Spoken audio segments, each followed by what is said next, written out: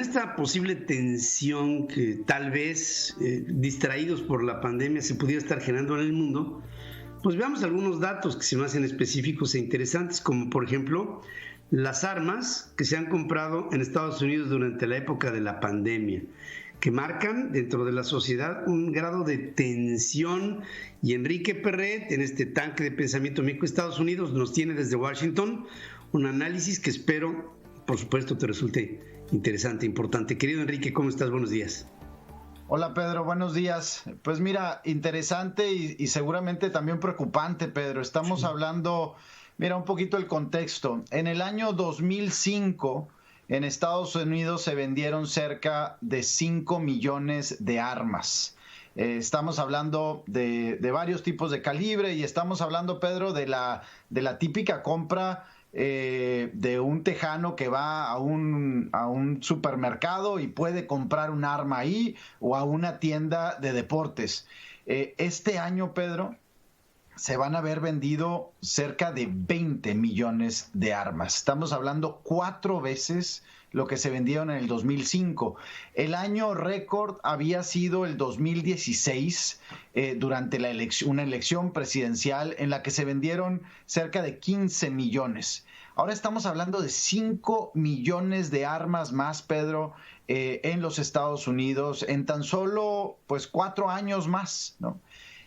Muchos analistas le dan crédito, evidentemente, a la pandemia y a esta necesidad de más gentes de autoprotegerse. Pero hay otros factores, Pedro, factores políticos, por ejemplo, toda el surgimiento de una retórica o anti-fondeo de las policías. Como recordarás, Pedro, durante la campaña presidencial, los republicanos decían se necesita más dinero para las policías locales, los demócratas incluso en algunas regiones con una campaña de desfondeo, de quitarle fondos económicos a la policía. Ante esto se percibe que más gente salió a comprar armas. Hay un dato, Pedro, muy interesante que dice que 5 millones de las armas que se vendieron este año es a personas que nunca en su vida habían comprado un arma.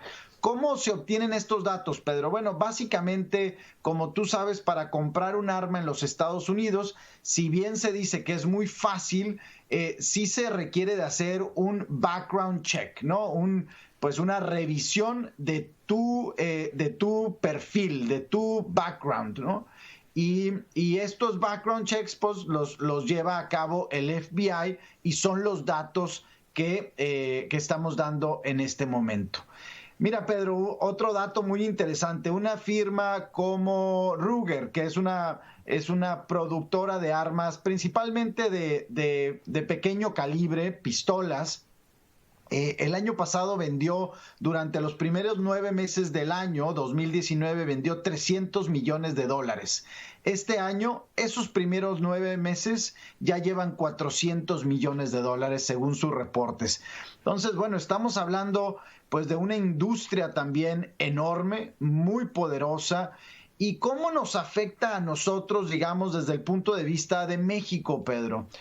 Un reporte del Washington Post de hace un par de días, Pedro, hablaba de que cerca de 2.5 millones de armas pudieron haber entrado a México en la última década por tráfico de Estados Unidos hacia México. Estamos hablando de tráfico organizado, pero también del tráfico hormiga, Pedro, si le queremos llamar, pues una serie de personas que han estado llevando armas una por una, dos en dos, por la frontera México-Estados Unidos, y que hoy pudieran estar en manos pues del narcotráfico en México. 2.5 millones de armas, Pedro. Es un mundo es un arsenal, digamos, y eso pues es como nos afecta a nosotros. Otro dato interesante, Pedro, y con esto cierro, salió esta semana, ayer creo incluso, el dato de las ventas de armas o armamento de Estados Unidos al exterior, y estamos hablando de $175 billones. 175 5,000 millones de dólares Estados Unidos le vende al mundo en armamento. Estamos hablando de países europeos, países asiáticos, latinoamericanos, por supuesto. Pedro, yo creo que es un tema al que hay que seguir de cerca. Evidentemente, el gobierno mexicano tiene que seguir muy de cerca la política en cuanto a venta de armas en los Estados Unidos. Y este sexenio con Joe Biden, o esto más bien cuatrienio con Joe Biden, será interesante ver si los demócratas van a empujar por mayor control, al menos en las armas de mayor potencia. La famosa calibre 50, Pedro, que ha sido pues muy sonada en México, con la que han derribado helicópteros y con la que han pues matado a mucha gente en México, el narcotráfico. Es un arma que se puede comprar relativamente fácil en los Estados Unidos y algo a lo que el gobierno tiene que dar puntual seguimiento, Pedro. Sí, fíjate que aquí llama la atención que en México, cada vez que hay un atentado que tiene que ver con algún tipo de acción de algún grupo criminal, terrorista, narcotráfico, lo que sea, hay Barretts que son, pues tú sabes, ¿no? Son armas antiaéreas de calibre 50, ¿no? Que muchas de ellas incluso se ha dicho que quienes las compran en México no saben siquiera utilizarlas, pero las Correcto. Tienen. Entonces, cuando tú hablas de AK-47 y de RS-15 y de armas largas de asalto, pues ya estamos hablando de armas pues, que se utilizan para las guerras, ¿no? Pero cuando hablas de Barretts, ya estamos hablando incluso de lanzacohetes que pues empiezan a tener un carácter diferente de una enorme industria militar que desde los Estados Unidos está no solamente proponiendo armas, sino armas que en su modificación ya implican una vulnerabilidad de equipos de defensa y que traen como resultado la impunidad de algunos grupos que utilizan estas armas para pegarle a lo que se mueva. Y ¿cuáles blindados? ¿Cuál nada? Llegas y te descopetan un coche como si fuera de papel. Y esto se da en el mercado en un momento de volatilidad cuando la pandemia nos está teniendo muy distraídos. Y las armas, como dice el dinosaurio de Monterroso, y desperté y ahí estaba el dinosaurio. Las armas siguen ahí.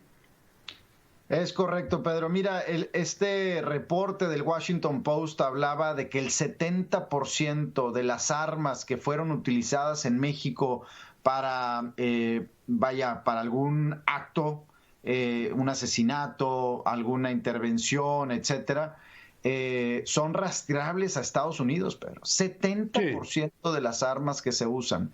Es un tema de cooperación en la relación México-Estados Unidos muy fuerte, Pedro. Tú recordarás que al inicio de este año, en enero, se conformó un task force, le llamaron, un grupo de trabajo referente a esto entre el gobierno mexicano y el gobierno americano.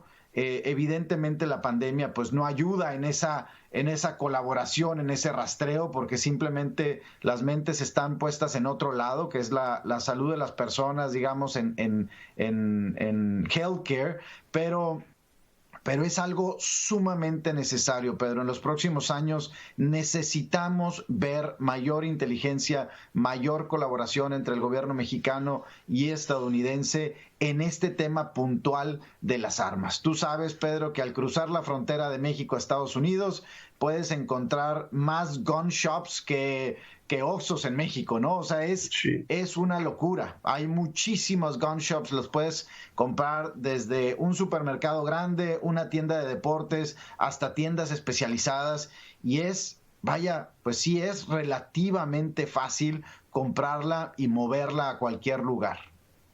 Ahora, fíjate, también hay otro tema que tiene que ver con la corrupción. ¿Quién no se da cuenta en un punto de revisión que una persona llega con 2 pistolas? O sea, también es un tema en donde México se puede quejar de un Fast and Furious, ¿no?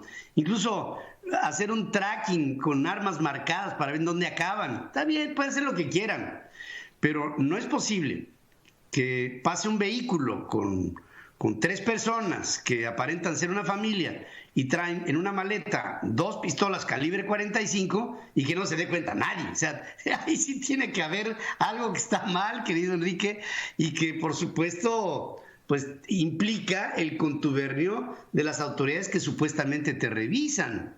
Ni modo que finjan demencia, ¿no? Yo creo que allá hay subyacente otra cosa. Y en una maleta van las armas y en otra maleta va el dinero, Pedro, porque también a México, así como México envía drogas, pues de Estados Unidos a México llegan armas y llega dinero con el cual pues se mantienen estas organizaciones criminales. Claro. Yo coincido, Pedro, se tiene que invertir mucho más en tecnología y en una infraestructura fronteriza que nos dé la certidumbre tanto para el comercio, para la movilidad de personas y para la seguridad de los países. Y un código de ética de quien revisa. Porque, mira, puede haber la tecnología que tú quieras, Enrique, pero si se hacen de la vista gorda o apagan monitores o se lubrican, ¿no? Ya sabes cómo, pues entonces no hay sistema que funcione si no hay la voluntad del hombre. Y ahí es en donde está el principio y el final de todo este problema.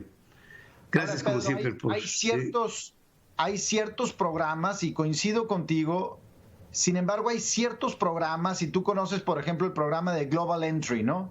En donde a ti como persona te hacen una revisión absoluta, ¿no? De todo, tus estados financieros, tus cuentas, tu pago de impuestos, y entonces digamos que el 80-20 de la gente que se mueve en la frontera, por ejemplo, Pedro, que se mueven 1.5 millones de personas, tener programas de certidumbre como el Global Entry, como el CityPath para los camiones, te lleva a quitarle a esas personas que pudieran estar buscando hacer algo de negocio con el cruce, te lleva a eliminarlas del proceso, ¿no? La automatización, Pedro, de programas como el Global Entry y el CityPath deberían de seguir avanzando entre México y Estados Unidos. Estos programas de certificación de empresas confiables exportadoras. Ya no tienes que revisar todos los camiones y entonces te puedes enfocar en los que no tienes certidumbre. Pero los que tienen certidumbre, las empresas que ya les hiciste un background check, vamos avanzando por ahí. Por ahí va el futuro, Pedro. Esa automatización. Esperamos que así sea, querido Enrique Perret, y como siempre, con todo mi cariño, para las gélidas zonas en las que te encuentras allá en Washington. Te saludo con mucho cariño. Gracias, Pedro. Un abrazo. Gracias.